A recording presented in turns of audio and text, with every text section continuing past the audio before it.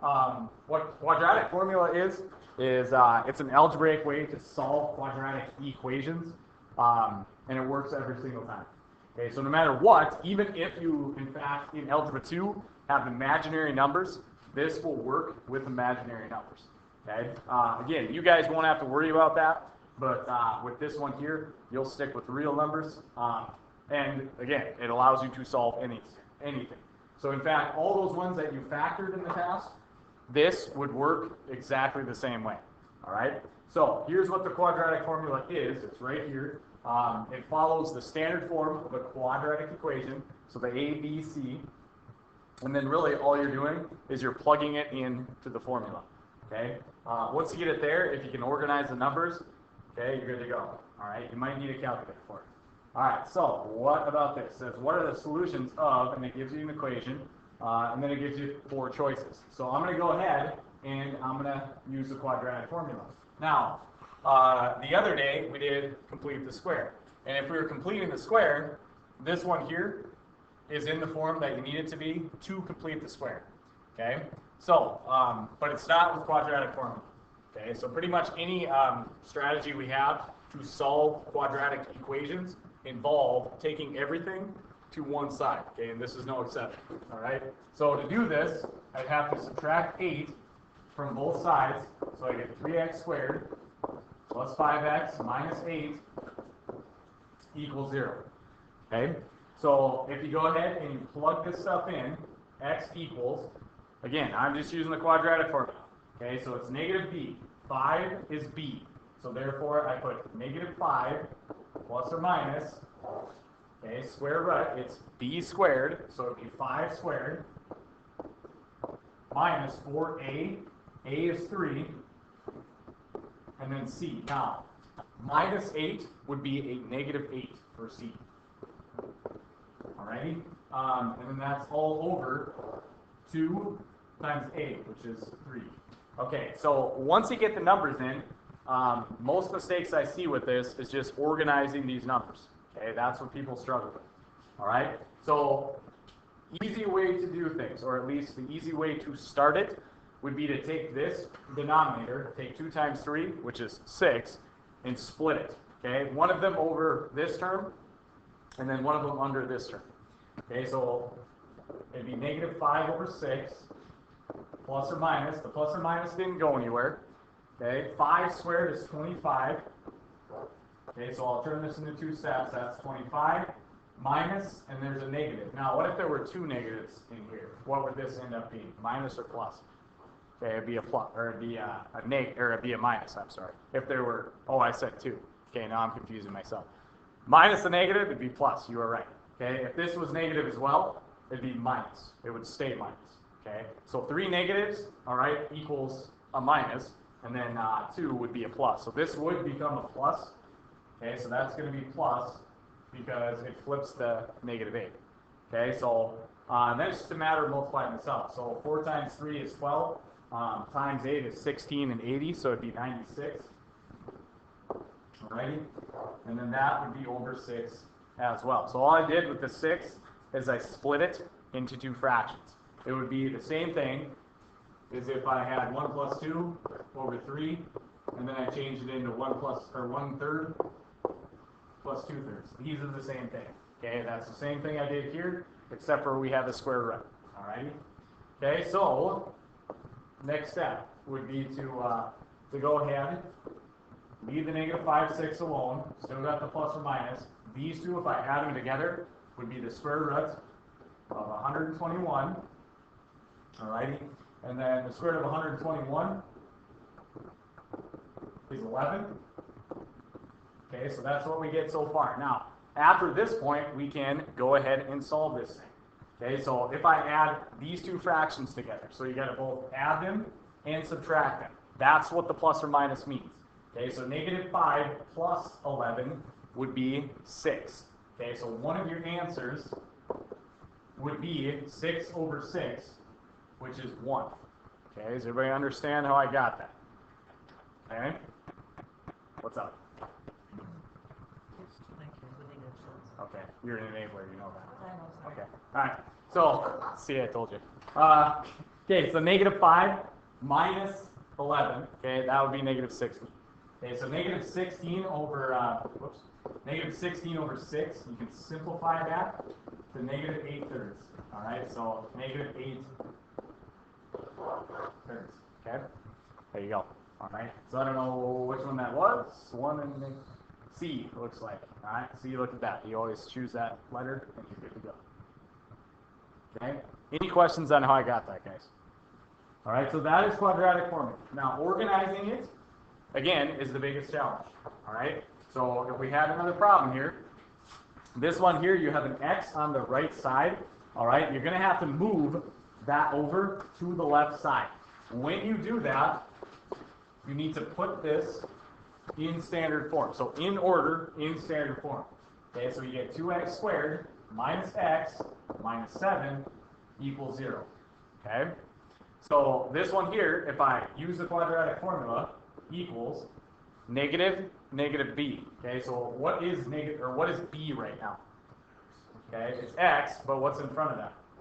Okay, it's negative 1. Okay, so if it's a minus x, it'd be negative 1. You guys are right, it's 1, but if it's minus, we got to choose negative 1. Okay, another big mistake I see with this stuff is it's negative b. So b is negative, so it's negative 1. What's going to happen? It's going to be plus, right? Okay, or it's going to be positive. Okay, and we'll do that in the next step. So plus or minus b squared, so negative 1 squared in parentheses, because if we use substitution, we put it in parentheses. That's important because, again, that'll become a positive. All right, minus 4a, which is 2, and c, which is negative 7. Ready? Okay, so all over 2a, so 2 over 2, or 2 times 2, I'm sorry.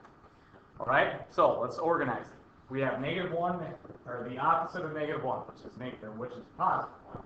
2 times 2 is 4, so 1/4, plus or minus is going to stay there. Deal with this one. Okay, I'm good. And then 1, and then minus the negative, so this will become plus. Okay, so we get 4 times 2, which is 8, times 7, which is 56. So it'd be plus 56.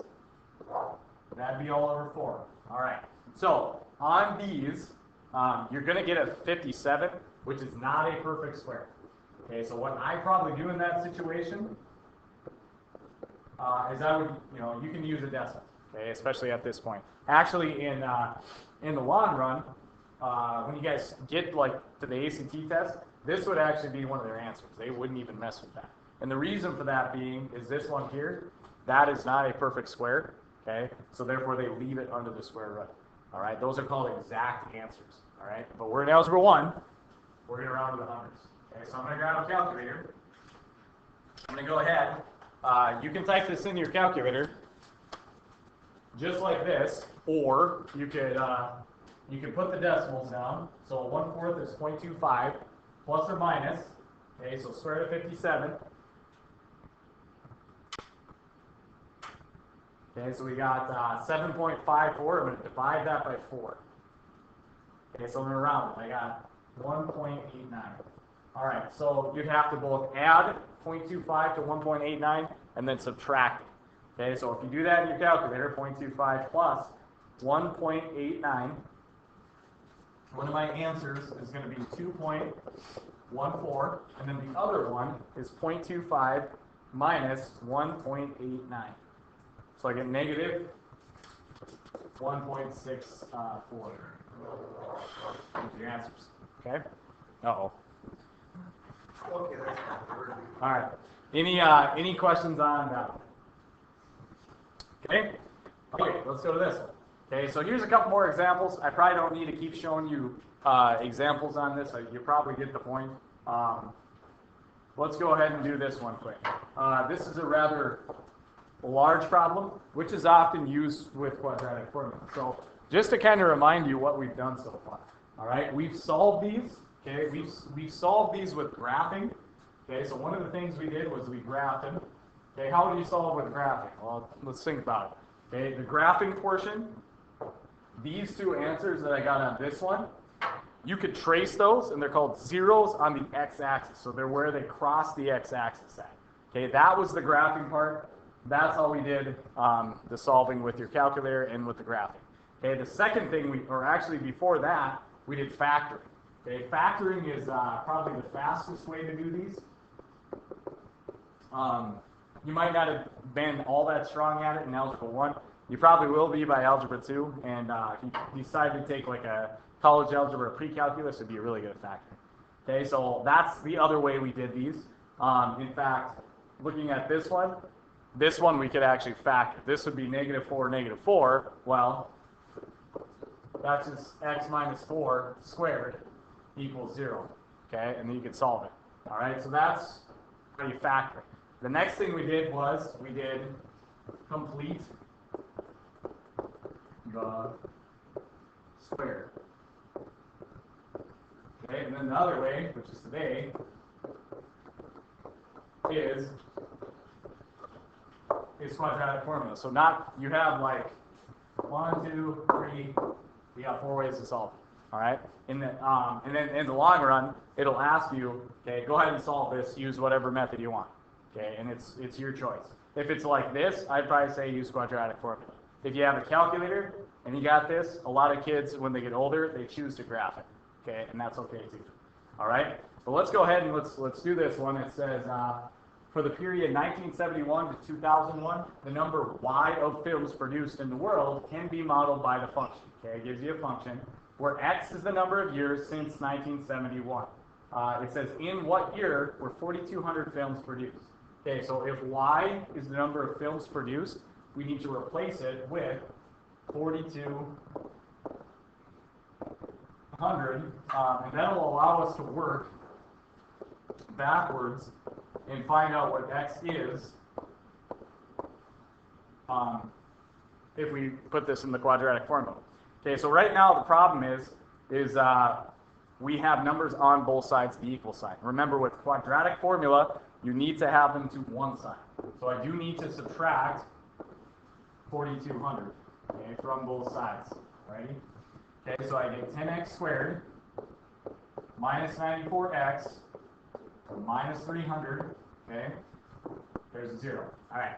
So again, at this point, you can use any of those 4. I wouldn't suggest complete the square because this is not a 1. Okay, so this would be a bad choice to use complete the square. That's the best time to use complete the square, is if this is a leading coefficient of 1 and you couldn't factor. Okay, so how would you guys like to factor this one? Okay, that would suck, right? Okay, because you take 10 times 300, it'd be 3,000. You'd have to figure out 2 numbers and multiply it to 3,000, add up to 94. Okay, I don't think that exists actually. Okay, so my best bet, regardless of what I would choose or what I have to use here, I would use quadratic formula. Okay, and then it's just a matter of plugging these in. Okay, so negative 90 or negative b would be positive 94. So in other words, anytime the b is negative, it becomes positive in that first slot. Okay, so plus and minus, all right, you got 94 squared, so negative 94 squared minus 4a, which is 10, and then c, which is negative 300. Okay, 2 times a, okay, which is 2 times 10. All right. Okay, next one. At that point, I'd probably split this. Definitely gonna have to use some calculator work in here. So 94 over 20 plus and minus this one here. Okay, so I would probably type that into my calculator. So I'll show you what I'm talking about. We pop the sphere up. We'll go ahead and we'll throw it up here. I actually like throw it up there. We'll put it up here. Oh, great. Okay.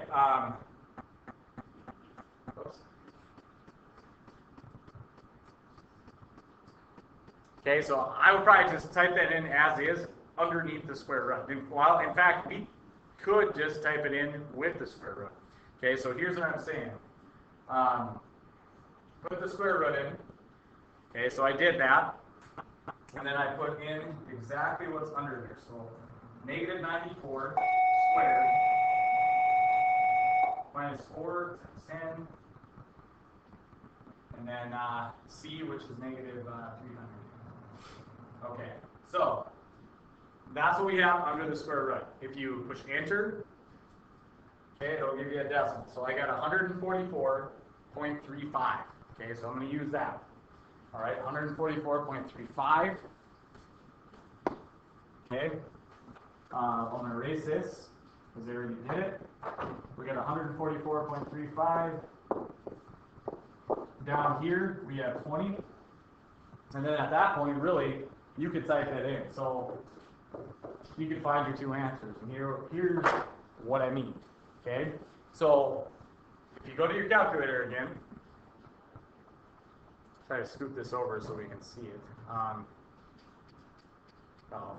Okay, so if you type that in, I forgot already. 94, let's see, parentheses, anytime you put in a fraction, 94 divided by 20 plus 144.35 divided by 20, enter.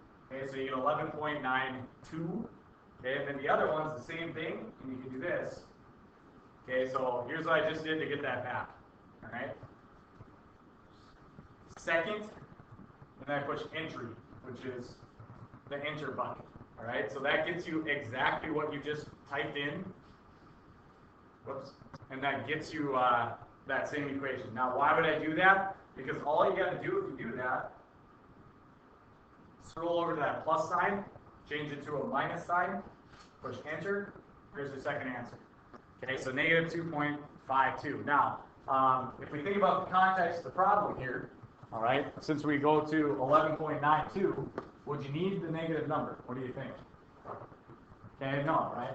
So what we call that in this case is an extraneous solution. So 11.92, that doesn't answer what they're asking for. You would have to go to this one here, all right? And it's asking for when was 4,200 films produced. So you'd have to basically take 1971, which was year 0, all right, and then add that to it. Okay, so if I did that, I get up to 82, and then it'd be sometime in 1982. This 0.92, even though it's almost 12, and it looks like we could round it up, it would still technically be in 1982. It'd probably be in like November or December that it reached that amount. Okay, so it would be 1982 would be your answer. I wasn't even born yet. You guys were way not born yet.